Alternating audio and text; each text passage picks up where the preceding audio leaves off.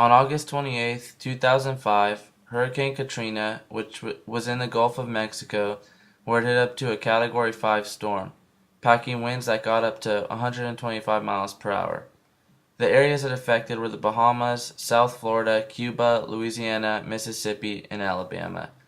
Hurricane Katrina was the most devastating hurricane that hit in the United States of America. It has been the most destructive storm in terms of economic loss ever. Hurricane Katrina caused at least $125 billion in economic damage. These economic losses included property damage to homes, cars, ports, and public property. 1.2 million housing units were damaged, including 126,000 severely damaged or destroyed. Half of the economic losses came from flooding.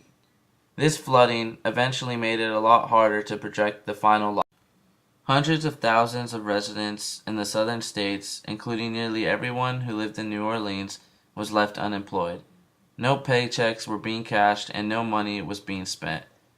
Therefore, no taxes was being collected by the local governments. This lack of revenue limited the resources of the affected communities and states for years. Before the storm, the region was already one of the poorest in America, with one of the highest unemployment rates in America.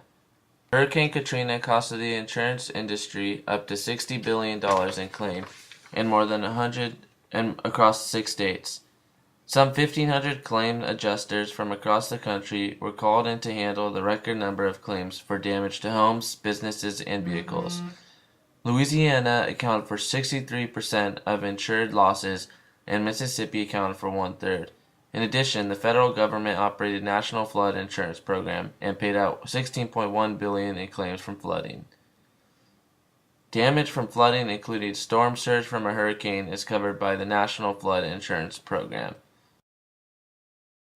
On August 28, 2005, the brutal storm of Hurricane Katrina hit. Hurricane Katrina was not only the most deadliest hurricane in the U.S., but was also the most costly natural disaster ever to hit our country. The damages included economic damages, insurance costs, and damages to bridges and utility systems and ports. Half of these economic losses came from flooding alone. This flooding eventually made it a lot harder to project these final losses. About $148 billion in total damage was estimated to be the total cost in Hurricane Katrina.